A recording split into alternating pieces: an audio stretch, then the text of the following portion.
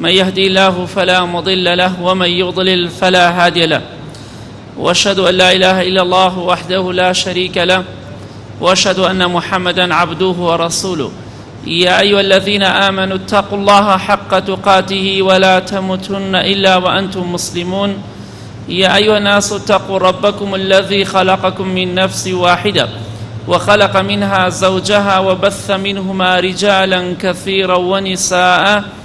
واتقوا الله الذي تساءلون به والأرحام إن الله كان عليكم رقيبا يا أيها الذين آمنوا اتقوا الله وقولوا قولا سديدا يصلح لكم أعمالكم ويغفر لكم ذنوبكم ومن يطع الله ورسوله فقد فاز فوزا عظيما أما بعد فإن أصدق الحديث كتاب الله وخير الهدي هدي محمد صلى الله عليه وآله وسلم وشر الأمور محدثاتها وكل محدثة بدعة وكل بدعة ضلالة وكل ضلالة في النار. بارمتي خواهي پروردگار بردوامی لتفسير كردني سورة پیروزی الزمر اگر خواهی ارمتی من بدا بموتاره و تاریکی تر اگر تمن باقی به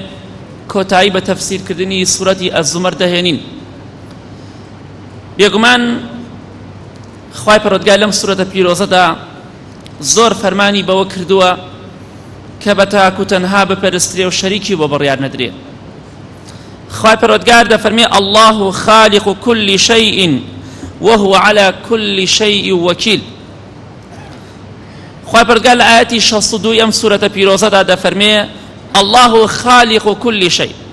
خوای پەروەردگار کە ئەڵڵایە خالق و دروستکەر و بەدیهێنەری هەموو شتێکە. هەموو شتێک خوای پەروەردگار دروستی کردووە. وهو على كل شيء وكيل. خوای پەروەردگار لەگەڵ ئەوەدا خالقە بەدیهێنەری هەموو بوونەوەرە ئاگای لە هەموو شتێکەیە و بەسەر هەموو شتێکا بەتوانا و بەدەسەڵات. خوای پەروەردگار ئاگای لە هەموو شتێکەیە. هەموو شتێک لە ژێر پارێزگاری و چاودێری خوای پەروەردگارایە. کەواتە خوایەکی ئەوەندە گەورە و بەدەسەڵات پێویستە ئێمە بیناسین، چونکە له مەقالید السەماوات والأرض. مەقالید واتە کلیل، مەفاتیح، کلیلی ئەرز و ئاسمانەکان هەمووی لای خوای پەروەردگارە. واتە خوای پەروەردگار بەتەنها خۆی خالقی هەموو بوونەوەرە، بەڕێوەبەری هەموو بوونەوەرە. خوای پەروەردگار بەتەنها خۆی هەموو بوونەوەر دەباتە ڕێوە، پێویستی بە هیچ مەخلوقاتێک نییە، چونکە الله الصەمەد خوای گەورە خوایەکی گەورە و بەدەسەڵاتە، هەموو خەڵکی پێویستی بە ئەو هەیە، بەڵام ئەو پێویستی بە هیچ کەسێک نییە. یا ئەیها الناس ئەنتم الفقراء إلى الله. خوای گەورە دەفەرمێ ئێوە ئەی خەڵکینە هەمووتان فەقیرن بۆ ڕەحمی خوای پەروەردگار. هەمووتان پێویستان بە ڕەحمی خوای پەروەردگارە. هەمووتان پێویستان بە میهرەبانی خوای پەروەردگارە. کەواتە ئێمە بەندەیەکی لاوازین، بەندەیەکی بێدەسەڵاتین، پێویستە بەردەوام بگەڕێنەوە بۆ لای خوای پەروەردگار. ولله المثل الأعلى. نمونەی بەرز بۆ خوای پەروەردگارە. ئەگەر لە دنیادا ئێمە کەسێک لە ئێمە ئیشێکی هەبێ، ئەگەر دوو کەس هەبێ ئیشەکەمان بۆ بکەن، نمونەی بەرز بۆ خوای پەروەردگارە. کام کەسەیان بزانین زیاتر ئیشەکەمان بۆ ئەکەن و بەقووەتر و بەهێزترە، بەوەیان ئەڵێین کە خوایەک ئەوەندە گەورە و بەدەسەڵات بێ، هەموو شتێک لەژێر دەستی خۆی دابێ، بۆچی تۆ دەچی لە مەخلوقاتێک دەپاڕیتەوە لە تۆ بێدەسەڵاتترە، زۆر جار لە تۆ تاوانبارترە، چۆن دەیکی بە شەریکی خوای پەروەردگار؟ خوایەک ئەوەندە گەورە بێ کە تۆ گومانت تێدا نییە ئەو کەسێک کە تۆ داوای یارمەتی لێکی بەندەی خوایە. خوای پەروەردگار خالقی هەموو شتێکە. له مەقالید السەماوات والأرض. کلیلی ئەرز و ئاسمان، حەوت تەبەقەی ئەرز و ئاسمان هەمووی لای خوای پەروەردگارە. خوای گەورە هەمووی بەڕێوە دەبات، شەریکی نییە، هاوتای نییە. ئیتر بۆچی ئێمە شەریکی بۆ بڕیار بدەین و هاوار لە غەیری خوای پەروەردگار بکەین؟ والذین کەفەڕوا بآیات الله أولئك هم الخاسرون. خوای پەروەردگار دەفەرمێ ئەو کەسانەی کە بە ئاەتەکانی ئێمە بێباوەڕن، باوەڕیان بە نیشانە و دەسەڵات و گەورەی ئێمە نییە، باوەڕیان بە ئاەتەکانی قورئانی پیرۆز نییە ئەوانە خەسارەتمەندن کەواتە خۆزگە بە کەسێک نەخوازی باوەڕی بەخوای پەروەردگار نییە با دەسەڵاتدار بێ با دەوڵەمەند بێ بە زەید پیاە بێتەوە دڵت بۆی ژان بکات چونکە خوا ناناسێ ئەو کەسەی بێ باوەڕ بێ بەرامبەر بە خوای پەروەردگار بەرامبەر بە ئاەتەکانی قورئانی پیرۆز بەرامبەر بە ئەم هەموو بوونەوەرەکە هەیە هەمووی ئاەت و نیشانە و گەورەی دەسەڵاتی خوای پەروەردگار دەرئەخا ئەگەر کەسێک باوەڕی بەوانە نەبوو باوەڕی بە ئاینی پیرۆزی ئیسلام نەبوو قەت خۆزگەی پێ نەخوازی بەڵکو دڵت بۆی ژان بکە بەڵکو بە زەید پیا بێتەوە چونکە ئەوە خەسارەتمەندە خوای گەورە دەفەرمی ئەوانە خەسارەتمەندن ئولائیکە هم الخاسرون کەسێک خەسارەتمەند بێ و تیا چوو بێ تۆ ئاواتی بۆ پێ ئەخوازی کەواتە خالقی ئێمە تەنها ئەڵڵا گیانە بۆیە خوای پەروەردگار دەفەرمێ قل أفغير الله تأمروني أعبد أيها الجاهلون خوای پەروەردگار دەفەرمێ ئەی پێغەمبەری خوا صلی الله عليه وسلم بە موشریکەکان و بتپەرستەکان بڵێ ئەوانەی هاوار لە غەیری خوای پەروەردگار دەکەن و لە غەیری خوا دەپاڕێنەوە پێیان بڵێ ئەی محەممەد صلی الله عليه وسلم ئایا ئێوە فەرمان بە من دەکەن غەیری خوای پەروەردگار بپەرستم عیبادەت بۆ غەیری خوا بکەم داوا یارمەتی لە غەیری خوا بکەم دەست لە غەیری خوا پانکەمەوە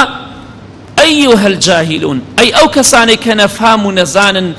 کە خوا ناناسن ئەم ئاەتە بەڵگەی لەسەر ئەوەی هەر کەسێک فەرمان بکا بە خەڵکی غەیری خوا بپەرستی ئەوە نەفام و نەزانە نەک عالم بێ و نەک ئەولیای خوا بێت ئەیها الجاهلون ئایا ئەی جاهیلەکان و نەفام و نەزانەکان ئەوانەی کە شەریکتان بۆ خوا بڕیارداوە ئایا ئێوە فەرمان بە من دەکەن ئەمر بە من دەکەن غەیری خوا بپەرستم شتی وا نابێت بە هیچ جۆرێک شتی وا نابێت ئایا ئێوە فەرمان بە من دەکەن کەواتە فەرمان بە پێغەمبەری خوا کراوە صلی الله عليه وسلم کە غەیری خوا بپەرستێ بۆیە کەسانێکی تریش هەیە فەرمان بە مسلمانان دەکەن و ئەمر بە مسلمانان دەکەن ئەڵێن عیبادەت بۆ غەیری خوا بکەن بۆیە جاری وا هەبووە وەڵڵاهی خۆم گوێم لێ بووە ئینسانی وا هەبووە لەناو کۆمەڵگای خۆماندا ئەوەندە قەبرپەرست بووە ئەوەندە شەریک بۆ خوا بڕیاردەر بووە وتێتی ئەی باشە من ئەگەر لە غەیری خوا لە پیاوە چاکان نەپاڕێمە و پیاوە چاک ئیشی چێ لەسەر زەویە بۆیە ئەوە بەڕاستی کەسی کە خوای نەناسیوە ئەگەر خوا بناسێ دەزانێت پیاو چاک ئیشی لەسەر زەویە ئەوەیە وما خەلەقت الجن والئینس إلا لیعبودون خوا جنۆکە و ئادەمی زادی دروست نەکردووە ئیلا بۆ عیبادەت نەبێ ئەگەر کابران ئەزان نەبێ بە دینی خوا ئەیها الجاهلون ئەوە جەهل و نەفام و نەزانیە ئینسان بگاتە حەدێکی ئاوها بڵێ باشە پیاو چاک لەسەر زەویە ئیشی چییە ئیشی پیاو چاک عیبادەتی خوایە نەک ئەوەی شەریکی خوا بێت نەک ئەوەی لە ئەرز و ئاسمانە داوە یارمەتی لێ بکرێت کەواتە خوای گەورە دەفەرمی ئەی پێغەمبەری خوا صلی الله عليه وسلم پێیان بڵێ بە موشریکەکان و بتپەرستەکان بڵێ ئێوە فەرمان و ئەمر دەکەن بە من غەیری خوا بپەرستم ئەی ئەو کەسانێک کە نەفام و نەزانن لە دینی خوا تێنەگەیشتوونە وەلەقەد ئوحیە ئیلەیکە خوای پەروەردگار دەفەرمێ سوێند بە خوا ئەو لەقەدە ئەو لامە بۆ سوێن خواردنە بۆ تەئکیدکردنەوەیە وەلەقەد ئوحیە ئیلەیکە سوێند بە خوا ئەی پێغەمبەری خوا صلی الله عليه وسلم وحیمان ناردووە بۆ تۆ وإلى الذين من قبلك وحیشمان ناردووە بۆ پێغەمبەرانی پێش تۆش سەلامی خوای پەروەردگاریان لەسەر بێ ژمارەی پێغەمبەران عليهم الصلاة والسلام 124,000 پێغەمبەر بوونە سەلامی خوایان لەسەر بێ خوای گەورە وحی بۆ هەمویان ناردووە بۆ هەموو پێغەمبەران سەلامی خوایان لەسەر بێ لە ئادەمەوە هەتاکو محەممەد صلی الله عليه وسلم خوای گەورە فەرمێ سوێند بە خوا وحیم ناردووە بۆ هەموو پێغەمبەران و بۆ تۆش سەلامی خوایان لەسەر بێ ئەگەر لئین ئەشرەکتە سوێند بە گەورەی خۆم ئەی محەممەد صلی الله عليه وسلم ئەگەر شەریک بۆ خوا بڕیار بدەی غەیری خوا بپەرستی عیبادەت بۆ غەیری خوا بکەی لەیەحبەطەن عەمەلوکە هەموو کردەوەکانت بەتاڵ ئەکەمەوە هەڕەشە لە پێغەمبەری خوا دەکات صلی الله عليه وسلم خۆ گومانی تێدا نیە پێغەمبەری خوا صلی الله عليه وسلم شەریک بۆ خوا بڕیار نادات بەڵام ئەمرەکە بۆ ئێمەش کەواتە خوای گەورە قبوڵی ناکە لە مامۆستا و پێشەوای خۆشەویستی ئێمە کە پێغەمبەری خوایە صلی الله علیه وسلم ئەگەر شەریک بۆ خوا بڕیار بدا خوای گەورە دەفەرمێ کردەوەکانت هەمووی دەسووتێنم هەرچیت کردبێ هەمووی دەسڕێتەوە هەمووی لەناو دەچێت چۆن خوای گەورە لە من و تۆی قبوڵەکە شەریک بۆ خوا بڕیار بدەین لئن أشركت ليحبطن عملك ولتكونن من الخاسرين بێگومان کردەوەکانت هەمووی بەتاڵەکەینەوە هەرچی چاکت کردبێ هەمووی بەتاڵەکەینەوە بۆیە زانایان ڕەحمەتی خوایان لێبێت دەفەرمون ئەم ئاەتە پیرۆزە بەڵگەی لەسەر ئەوەی هەر کەسێک ئەگەر چەندی نوێژی کردبێ عیبادەتی کردبێ حەجی کردبێ عومرەی کردبێ ئەگەر شەریکی بۆ خوا بڕیاردا و داوای یارمەتی لە قەبر و داروبەردێ کرد هەموو کردەوەکانی دەسووتێ دووبارە دەبێ حەج بکاتەوە و عومرە بکاتەوە و عیبادەتی تازە بکاتەوە چونکە غەیری خوای پەرستووە والله دەیەها قەتڵ بکەی کە ئینسان بەهۆی قەتڵ و خەڵکوشتنەوە دەچێتە جەهەنەمەوە بەڵام لە جەهەنەم دەرەچێت والله دەیەها قەتڵ بکە ئینسان والله بۆ قیامەتی باشترە لەوەی کە هاوارێکی لە داروبەرد و قەبرێک دەبێت هەردووکی تاوانە بەڵام ئەوەی پیاو کوژبێ لە جەهەنەم دەرەچێ بەڵام إنه من يشرك بالله فقد حرم الله عليه الجنة ومأواه النار خوای گەورە خۆی دەفەرمێ ئەوەی شەریک بۆ من بڕیار بدا من بەهەشتی لەسەر حرام مەکەم دەیشی خەمە ناو ئاگری جەهەنەمەوە بەڵام ئەو کەسەی شەریک بۆ خوا بڕیار بدا خوای گەورە لێی خۆش نابێ ئەگەر لەسەری بمرێ ئەگەر مابێت تۆبە بکات خوای گەورە لێی خۆش دەبێت کەواتە خوای پەروەردگار هەڕەشەکە لە پێغەمبەری خوا صلی الله علیه وسلم کەواتە هەڕەشەکە بۆ ئێمەشە ئەگەر شەریک بۆ خوا بڕیار بدەی ئەی محەممەد صلى الله عليه وسلم کردەوەکانت هەمووی بەتاڵ ئەکەمەوە وە لە ڕۆژی قیامەتە لە خەسارەتمەندان ئەبیت نەک لە بەختەوەرەکان بۆیە خوای گەورە دەفەرمێ بل الله فاعبد وكن من الشاكرين خوای گەورە دەفەرمێ ئەی محەممەد صلى الله عليه وسلم تەنها عیبادەت بۆ خوای پەروەردگار بکە بتپەرستەکان فەرمانت پێەکەن ئەمرت پێەکەن کە غەیری خوا بپەرستی ئەگە تۆ غەیری خوا بپەرستی ئەوە کردەوەکانە بەتاڵ ئەکەمەوە لە ڕۆژی قیامەتە لە خەسارەتمەندان قبول دەکەم بەڵام خوای گەورە دەفەرمێ بل الله فاعبد بەس تەنها ئەی محەممەد صلی الله عليه وسلم عیبادەت بۆ خوا بکە بەس خوای گەورە بە تاک و تەنها بپەرستە و کەسێک بەلەو کەسانەی شکری ناز و نیعمەتەکانی خوا بکە سپاس و ستایشی خوای پەروەردگار بکە لەسەر ئەو هەموو ناز و نیعمەتە کە بە تۆی بەخشیوە کەواتە خوای پەروەردگار فەرمانی کردووە بە پێغەمبەری خۆشەویست صلی الله عليه وسلم کە خۆشەویستترین ئادەمی زادە صلی الله عليه وسلم لای خوای پەروەردگار بەڵام خوای گەورە فەرمانی پێکا عیبادەت تەنها بۆ خوا بکە بل الله فاعبد بەس عیبادەت بۆ خوای گەورە بکە کەواتە برای شیرینم ئەگەر پێمان خۆشە خۆشەویستەکان ئەگەر پێمان خۆشە بەختەوەر بین سەربەرز بین سەرفراز بین ئەبێ تەنها عیبادەت بۆ خوای پەروەردگار بکەین ئەگەر پەنا بخوا عیبادەتمان بۆ غەیری خوا کرد و لەسەری مردین و تۆبەمان نەکرد ئەوە لە ڕۆژی قیامەتە جێگامان جەهەنەم ئەبێ خوا بمان پارێزێ و لە خەسارەتمەندان ئەبی نەک لەو کەسانەی کە ڕزگاریان بووە دوایە کە خوای پەروەردگار فەرمانی کرد ئەمری کرد بەوەی عیبادەت بە تەنها بۆ خۆی بکرێ ئەم جاتێتە سەر مەسەلەیەکی تر کە مەسەلەی قیامەت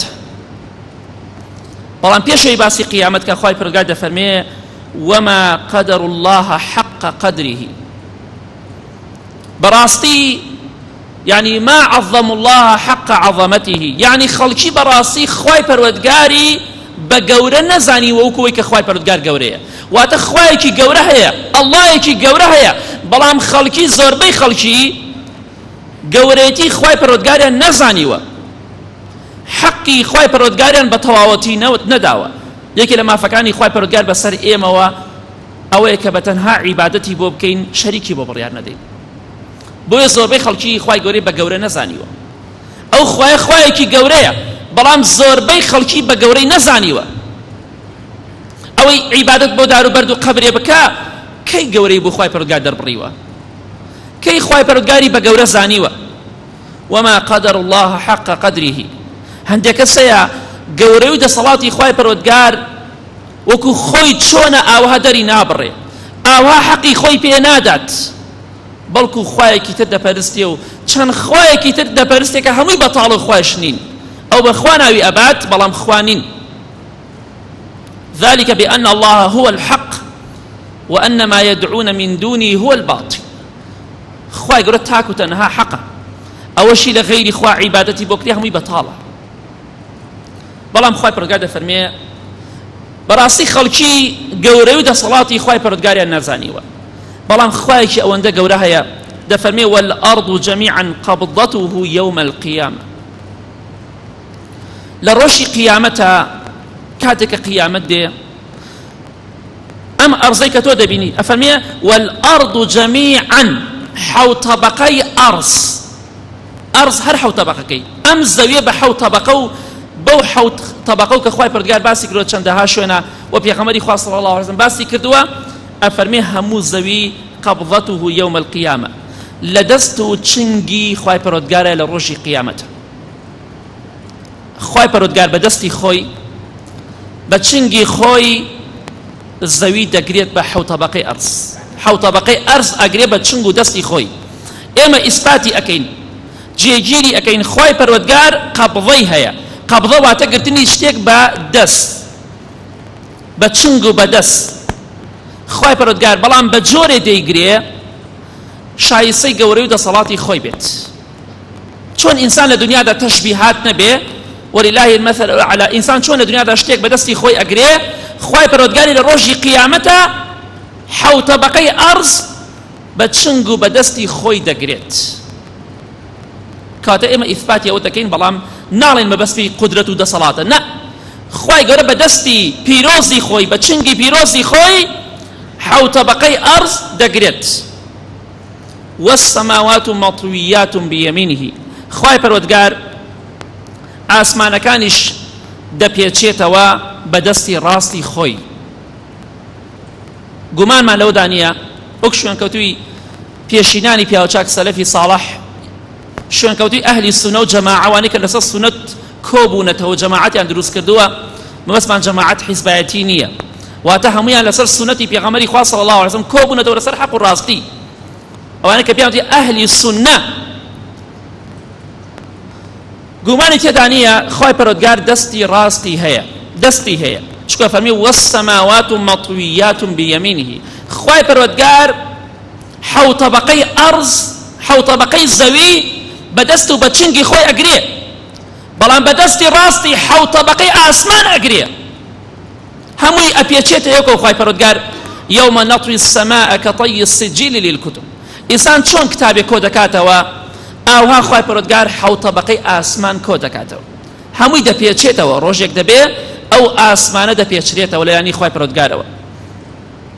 بۆی پێغەمبەری خوا صلی الله علیه وسلم لە حەدیثێکی صحیحدا کە ئیمامی بوخاری ڕیوایەتەکە ڕەحمەتی خوای لێ بێ دەفەرمێ يقبض الله الأرض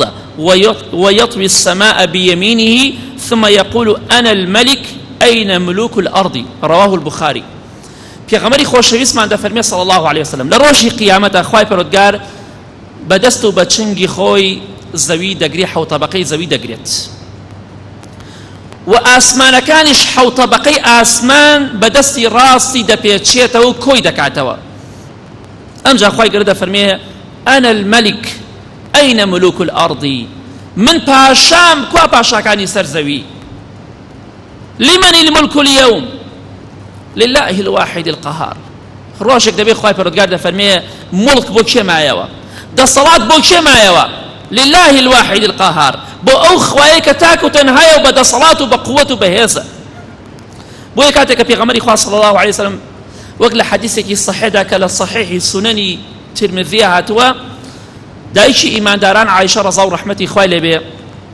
فەرمی یا رسول الله صلی الله علیه وسلم والأرض جميعا قبضته فأين المؤمنون يومئذ. فەرمی دایکی ئیمانداران عایشە ڕەزا و ڕەحمەتی خوای لێ بێ ئەی پێغەمبەری خوا صلی الله علیه وسلم ئەو ڕۆژەی خوای پەروەردگار بە دەستی خۆی زەوی حەوت طەبەقەی زەوی دەگرێت، ئەو ڕۆژە ئیمانداران لەکوێن؟ قال على الصراط يا عائشة. پێغەمبەری خوا فەرمی صلی الله علیه وسلم لەو کاتەدا ئیمانداران لەسەر پردی سیرات، ئەو ڕۆژەی کە ئیمانداران دەچنە سەر پردی سیرات، لەو ڕۆژەدا خوای پەروەردگار بە دەستی پیرۆزی خۆی زەوی دەگرێت و ئاسمانەکان بە دەستی ڕاستی دەپێچێتەوە، ئیماندارانی لەسەر پردی سیراتن. بۆیە ئینسانی ئیماندار ئاگاداری خۆی بێ. ثم ننجي الذين اتقوا ونذر الظالمين فيها جثيا. ئەوەی متقی بە لەسەر پردی سیرات ڕزگاری ئەبێ، ئەوشی بەخوا متەقی نەبێ چونکە خوا گەر دەفەرمێ ئەوەی کە متەقی بێ ڕزگاری دەکەین لە سورەتی مەریەمە ودرسي بيشو باس ما كر وينجي الله الذين اتقوا بمفازتهم أوي متقي بخوار رزقاري قال هم ناقوش كان قيامة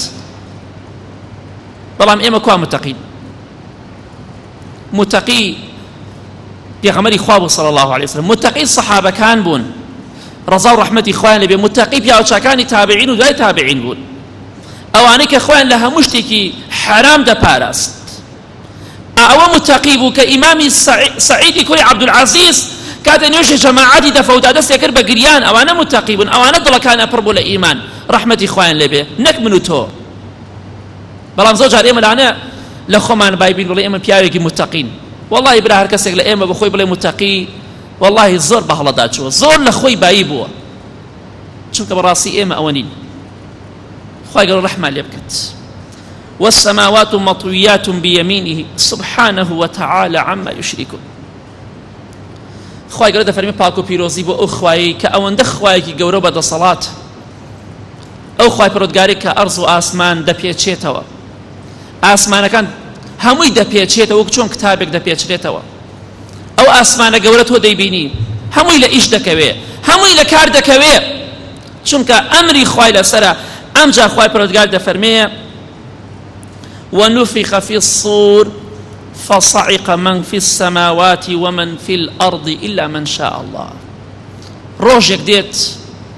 نفخي صور ليدريت إسرافيل سلامي خواهي پرودگاري لسربي بأمري خواهي پرودگار فو أكابو شاخدا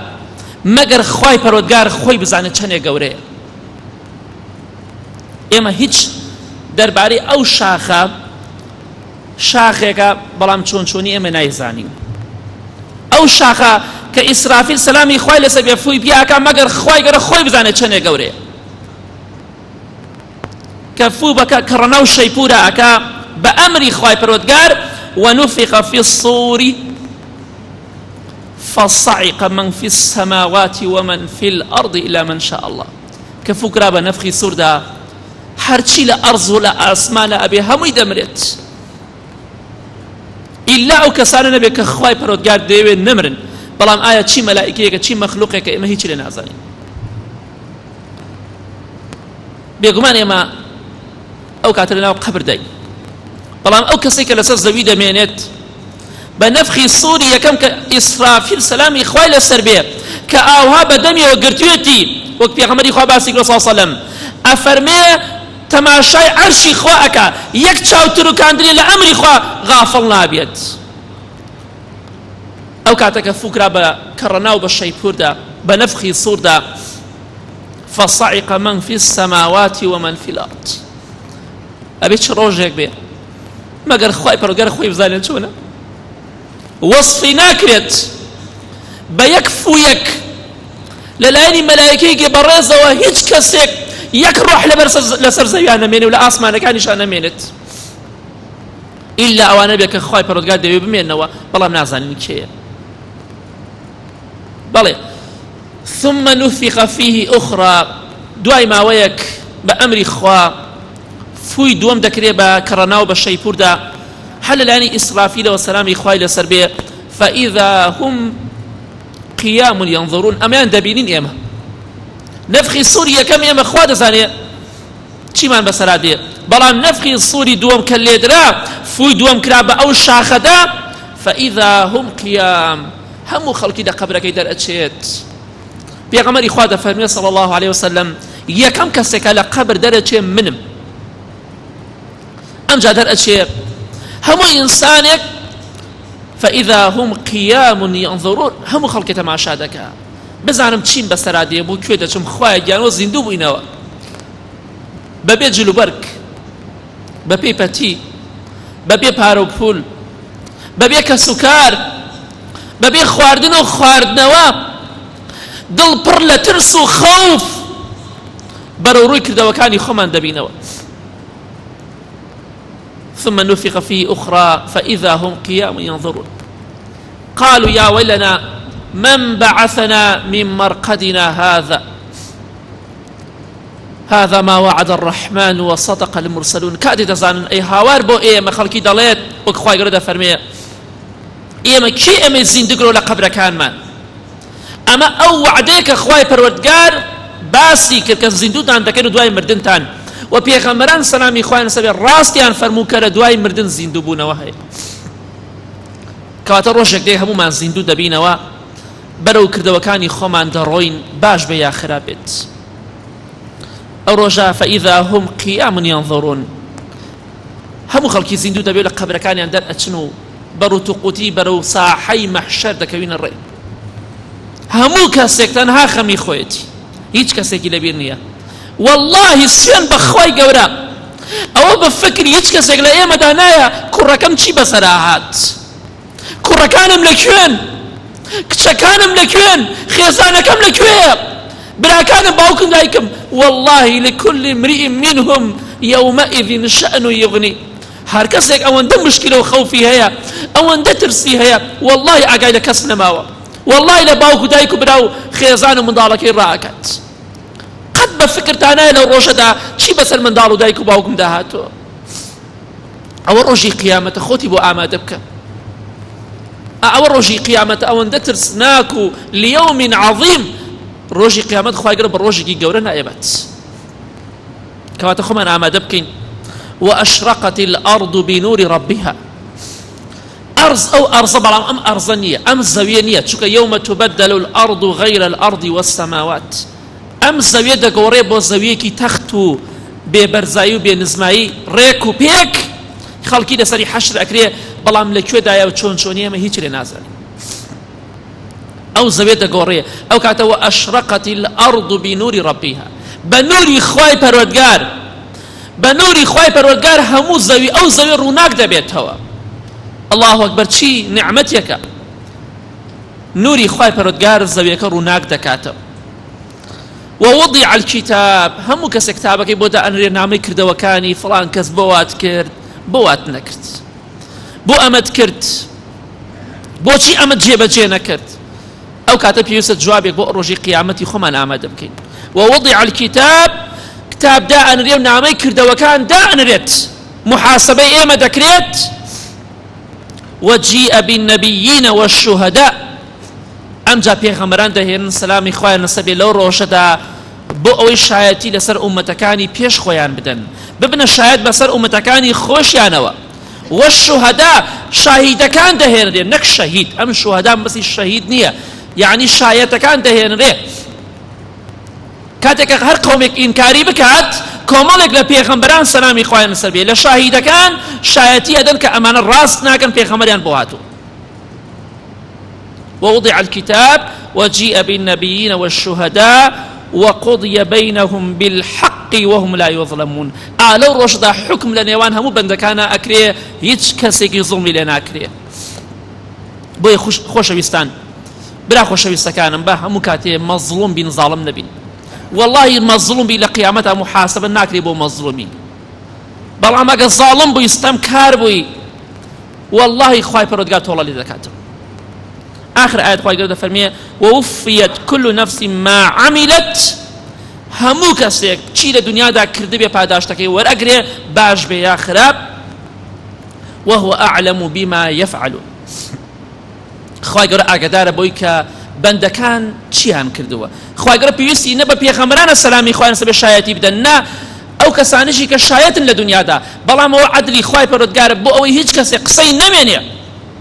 پیغمبران اسلامی خوان سبی او کسانی که لدنیا دا شاهد بونا فلان قوم و فلان قوم نصیحت و امشگاریان کراوه او کسانه خواه پرودگار پیوستی بونیه بلام شایتی ادا بوی که او کسانه